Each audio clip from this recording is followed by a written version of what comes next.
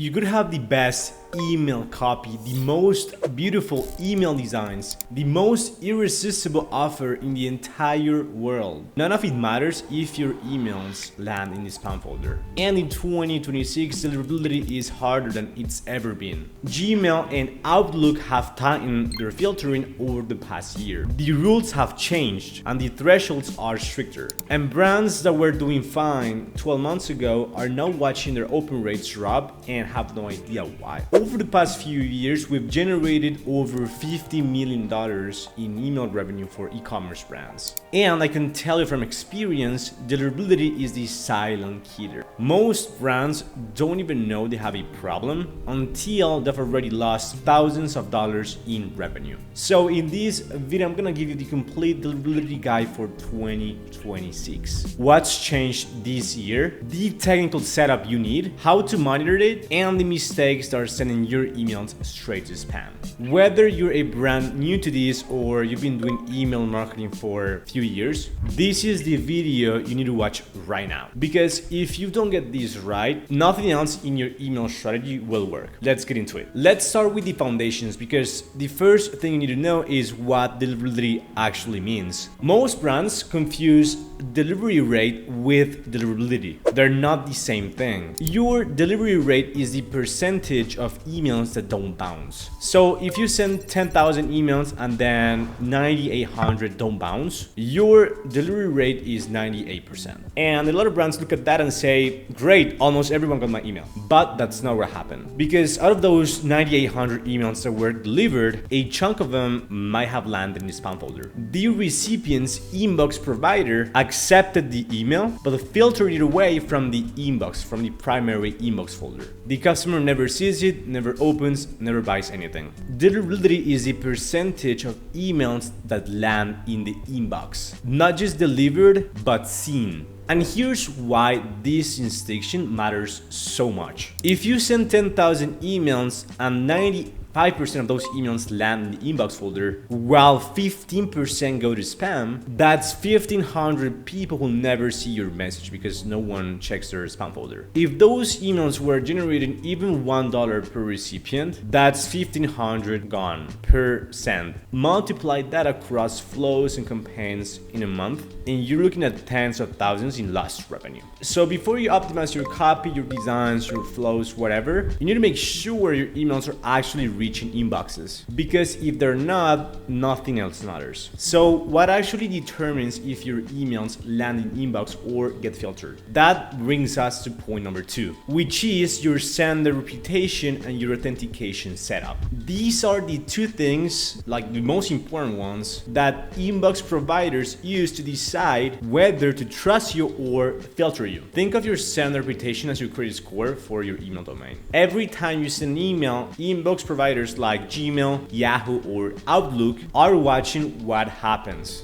Did the person open it, click it, reply to it, or did they ignore it, delete it without reading, or even worse, mark it as spam? All that behavior gets tracked and builds your reputation over time. A good reputation means inbox providers trust you and deliver your emails to the inbox. A bad reputation means they start filtering you into spam or blocking you entirely. The biggest factors that affect your sender reputation are the following. Engagement. If people constantly open, click, or reply to your emails, that signals to inbox providers that your content is actually wanted. If people constantly ignore your emails or mark you as spam, that of course tells them the opposite, right? Next is spam complaints. Even a small percentage of people marking your emails as spam can tank your reputation. And this one is one of the fastest ways to damage your deliverability and just send the reputation in general. Next is bounce rates. If you're sending to a lot of invalid or dead email addresses, that signals poor list management, and inbox providers punish you for it. Now, on the technical side of things, you also need proper authentication. This is how inbox providers verify you are who you say you are. Without it, your emails can look suspicious, like a stranger knocking on the door without an ID. And I don't know about you, but that's pretty scary. There are 3 authentication protocols you need to have set up, and in 2026, these are not optional. First one is the SPF record. So this tells inbox providers which servers are authorized to send emails on behalf of your domain. Without it, anyone could pretend to send from your domain. Next one is the DKIM. This one adds a digital signature to your emails that proves the message wasn't tampered with in transit. Think of it as a seal that verifies the email is authentic. Next one is DMARC. This one ties SPF and DKIM together and tells inbox providers what to do when an email fails authentication. Should it be quarantined, rejected? DMARC gives you control over that. If you don't have all three set up and configured correctly, your deliverability will suffer, period. And the good news is that checking this takes around 5 minutes with the right tool. Let me show you how. So there are a couple of tools you can use here. The first one is easydmarc.com, and then the other one, which is a pretty well-known one as well, is DMARCtoolbox.com. And then that way, let's say this is your store. Very ugly store, by the way. Let me copy the domain here. I'm gonna click on scan domain, and then you'll see what records are set up and what records are not set up. In this case, everything is set up. So everything is looking fine. If, for example, DKIM was not set up, it would be red here, essentially, just telling you exactly what is not set up correctly, right? Same with this tool right here. It's gonna take a moment, and then it'll just speed out the everything that's set up or not set up. For example, in this case, just like this one also, explaining it here, seems like something is missing. So they do have a DMARC, but the policy is not enabled. It's not a big deal because they do have DMARC itself and DNS, the DMARC itself and the other records, as I mentioned before, the SPF and DKIM. However, in the DMARC section, there is something missing. However, again, not a huge deal. At least they have the three records right here set up correctly. So this is how you can check this out. I just scanned another domain here, and this one is perfect. So everything is pretty much perfect, score 10 out of 10. Of course, with the previous one, you can click on, let's say, for example, this is one I just scanned that has a 10 out of 10 score.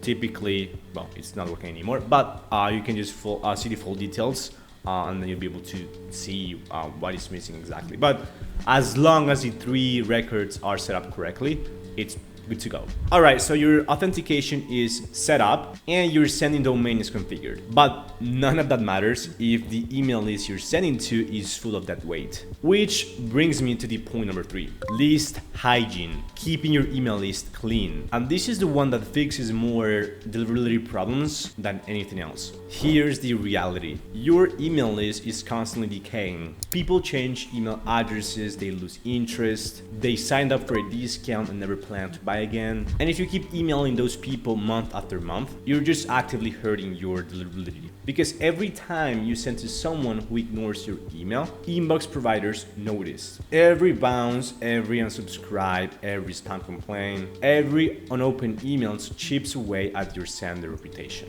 Once the reputation drops below a certain threshold, it doesn't just affect the emails going to unengaged people, it affects all your emails, even the ones going to your best customers. That's why list cleaning is not a nice to have. It's maintenance that directly impacts your revenue. So first, how often should you clean your email list? At least once a month. And there are 2 segments you need to create and suppress regularly. The first one is hard bounce plus spam traps segment, which is essentially these conditions are as following. Pretty straightforward. Bounce email is at least once overall time. Bounce type, where bounce type equals hard, so that's a hard bounce. And then the other one, the other condition is whether that person has marked you as spam as well in the future, even though Klaviyo doesn't really automatically sends emails to people who spammed you. It's nice to have this segment right here. Now, the other one, which is the most important one by far, is the unengaged subscribers here. So we've got multiple conditions. This is not really set in stone. You can play around with the time frames here, depending on how often you send emails, right? Mainly that's gonna be the main condition here. You can play around with, instead of doing, for example, here 180 days, you could do 90, whatever it is, but at least have something created with some logic in it so you can suppress. And I'm gonna show you exactly how to suppress people inside these segments later. But for now, this is the other critical segment to suppress, which is the unengaged subscribers. So This is what it looks like. So open email 0 times in the last 180 days or 6 months, where Apple Privacy Open is false, and receive email is at least 10 in the last 6 months, which of course this is nothing, but if again, you can play around with the numbers here. Next one is and click email 0 times in the same time frame, 180 days, and can receive e-marketing, and active on site 0 times, and then place order 0 times as well in the last 180 days as well. Now, once you have these segments here, right? So let's say you want to get rid of people instead of the unengaged subscribers, you just click here and then click on suppress current members, and that's gonna basically get rid of people who match the conditions here. Now, before you do this though, you should give them one last chance. You can of course, for example, set up a sunset and engage flow or run a re-engagement campaign. A short 2 to 3 email sequence that says, hey, we noticed you haven't been opening your emails, want to stay on the list, here's a reason to come back, and then you can have an offer or whatever it is. And I know it feels kind of counterintuitive to shrink your email list on purpose, but a smaller engaged list will always outperform a large unengaged one, both in deliverability, obviously, and also in revenue. Quick pause if you're watching this and thinking that your deliverability might be a bigger issue than you thought, you're not alone. This is one of the most common problems we find when auditing Klaviyo accounts. If you want us to audit your Klaviyo account and handle your entire email and SMS marketing strategy, book a call using the link in the description. We've done this for hundreds of e-commerce brands, and we would love to help you too. Alright, so your technical setup is locked in and your list is clean. But there's another layer to deliverability that most people overlook, and that's engagement and content quality. This is point number 4, and this is what most people think of when they hear deliverability. But few actually understand how it works behind the scenes. Inbox providers don't just look at your technical setup and your list. They actively track how people interact with your emails once they arrive. And that behavior directly determines where your future emails end up. There are positive engagement signals and negative engagement signals, and you need to be aware of both. Alright, camera died, came from the gym, let's get into it. So, positive signals that help your deliverability. People opening your emails, people clicking inside your emails, people replying to your emails, people adding your email address to their contacts, people moving your email from the promotions tab to the primary one. All of those elements and things truly help your sender reputation. Now on to negative signals that hurt your deliverability. People ignoring your emails repeatedly, people deleting your emails without opening them, people marking your emails as spam, and this is a big one, especially in 2026. People clicking on the unsubscribe link at the top of Gmail, which Google tracks negatively if it happens too frequently. So what does this mean practically? It means the content you send matters for deliverability, not just conversions. If you're sending boring, irrelevant, overly promotional emails that people don't really care about, your engagement drops, your deliverability drops, and your revenue drops. It is a downward spiral. Here are the content level things that actually make a real difference. First, subject lines. They need to be clear, compelling, and relevant. Try to avoid spammy words like free, act now, limited time, especially in all caps. These don't just look bad, they can actually trigger spam filters. Now, it is okay to use them once in a while, from time to time, just not all the time. Next one is image file size. Make sure, please, that you compress your images. Heavy emails take longer to load, which hurts the user experience and can negatively impact engagement. Use tools like TinyPNG to compress image slices before uploading. Next one is plain text emails. And this one is one of the most underutilized deliverability tactics. Plain text emails, the kind that look like a personal note, genuine note, instead of a marketing blast, tend to get significantly better inbox placement. They feel authentic, genuine, they're lightweight, so inbox providers tend to favor them for the most part. So make sure you mix this into your strategy regularly. And one more thing, send a campaign specifically asking to your subscribers to add your email address to their contacts, mark your email as important, or just move it to the primary tab. This is a direct positive signal, and it is surprisingly effective. So now you know what to send. But there's another factor that's just as important as content itself, and that's number 5, your sending practices, meaning who you send to and how much you send. This is where a lot of brands unknowingly destroy their deliverability. The two biggest factors here are who you're sending to and how much you're sending. Let's start with who. If you're sending every campaign to your entire email list, you're making a huge mistake. Your full list includes people who haven't opened any emails in over a month, few months, a year, people who signed up and never bought, and people who are one step away from marking you as spam. Blasting all of them with every campaign tanks your engagement metrics and signals to inbox providers that your content is unwanted. Instead, you should be segmenting your sends. Your most frequent emails should go to the engage segment. For example, people who have opened or clicked your emails in the last 30 days. These are the people who actually want to hear from you. And sending campaigns to them keeps your engagement metrics high, which keeps your reputation strong. For subscribers who haven't engaged in, say, 3 to 6 months, you can still email them, but just less frequently. Maybe once a week instead of 3 or 4 times a week. For everyone past 90 to 180 days of no engagement, you should either be running a re-engagement campaign sunset and engage flow or suppressing them,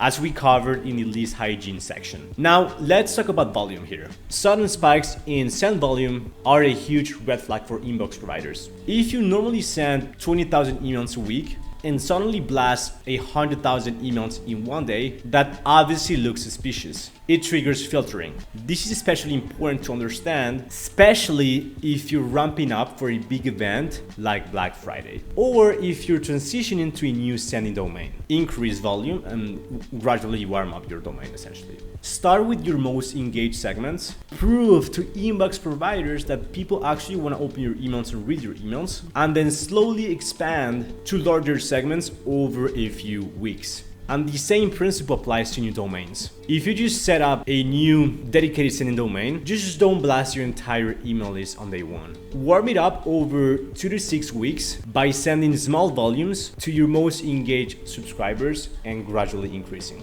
Now, let me show you how to set up your engaged segments. So yeah, the first condition here is click email at least once in the last 180 days, or open email at least once in the last 180 days, where Apple privacy open is false because this tends to if this is true, or you don't have this filter right here, not a big deal, but you might see inflated open rates. Okay, next one is active on the site at least once in the last one. Well, in this case, so there's a combination here. We didn't do 180, we did 90 here for the active on the site. Checkout started at least once in the last 90 days, and place order at least once in the last 90 days. So we've got, and here we have and can receive email marketing. So we've got 180 days for email activity and then 90 days for website activity, right? Again, this is not set in stone. Play around with the timeframes. Honestly, if we change this to 180, I'm 100% certain this will not change that much. Okay, like the most critical is up to like 90 days for most brands. Okay, so at this point you have the technical foundation, a clean email list, content best practices, and smart sending habits. But there's one final piece that ties it all together, and that's number 6, ongoing monitoring. So this is what separates brands that maintain great deliverability long term from brands that let it slip without realizing it. Deliverability is not a set and forget type thing. Inbox providers are constantly updating their algorithms. Your list composition changes every single month, if not every single week. Your sending patterns shift during busy seasons. All of these things affect inbox placement. And if you're not watching the numbers, problems can develop quietly and cost you thousands before you even notice. There are a couple of tools you should be using regularly. First one is the Google Postmaster tool. This one is free, and this is probably the most important monitoring tool you have, especially for Gmail. It shows you your spam complaint rate, your domain reputation, and your IP reputation, specifically again for Gmail. Since Gmail is the largest inbox provider, this data is critical. You should be checking it at least once a week. If your spam rate creeps above 0.1%, that's a warning sign. If it hits 0.3% or higher, you have a serious problem that needs immediate attention. Next one is, of course, your ESP's reporting tool. Klaviyo, for instance, gives you engagement data broken down by email domain. This is incredibly valuable because it lets you identify domain-specific problems. If your Gmail open rates drop below 30%, but Yahoo stays flat, that tells you your Gmail reputation is at risk. You can catch and fix these issues early instead of waiting until your entire email list is affected. The key metrics to watch on an ongoing basis are the following. First one, open rates by domain. Look for sudden drops in certain email providers. Next one, spam complaint rate. Keep this one below 0.1% at all times. Next one is bounce rate. Anything above 2% means your list needs some cleaning. Next one is unsubscribe rate. A gradual rise typically signals content fatigue or oversending. And here's a pro tip. Set a recurring calendar event to check these numbers every month. Takes like 10 minutes and can save you thousands. The brands that monitor this on a regular basis are the ones that never have deliverability crisis, because they can catch problems when they're small. Now, let me walk you through the Klaviyo reporting system and how you find those open rates by email provider. So here we go to analytics here and then go to deliverability. Pretty simple. You can go to reports. This is one section that I really like. You can scroll down and then you'll see the positive engagement metrics, and then you can see Hotmail, other Apple, Gmail, etc., and then monitor those. As you can see, for example, for this account, everything looks fine. Obviously, Hotmail Outlook tends to be, it's a little bit low right now. You can just go for a larger time frame here. Things are, for the most part, pretty stable. If you go to dashboards as well, and then you click on overview dashboard, you can also add a card here, or it's been already added, I believe, where you can actually check out the email deliverability by domain, and then you'll see Gmail, Yahoo, Hotmail, etc., and you can see open rate, click rate, bounce rate, right? This is pretty effective, a pretty high level way of viewing things, and just again making sure things are looking great, basically, you know. So yeah, that's how you basically can view your engagement metrics with Klaviyo. And so that's a complete guide to email deliverability in 2026. So let me recap the 6 things you need to have locked in. First one is understand the difference between delivery rate and actual inbox placement. 2, set up SPF, DKIM, and DMARC with a dedicated sending domain. 3, clean your email list monthly by suppressing unengaged segments and hard bounces. 4, send content that drives positive engagement metrics and avoid spam triggers. 5, segment your audience so you're emailing the right people at the right time. And 6, monitor your metrics at least on a monthly basis so you can catch problems early. Get these 6 things right and you will constantly reach inboxes. And when your emails reach inboxes, everything else in your strategy, your flows, your campaigns, your offers, all of it works better. Now, if your deliverability is in good shape, but your flows didn't work, I made a video breaking down the complete flow infrastructure every e-commerce brand needs. That's the next step. Watching next, I'll see you there.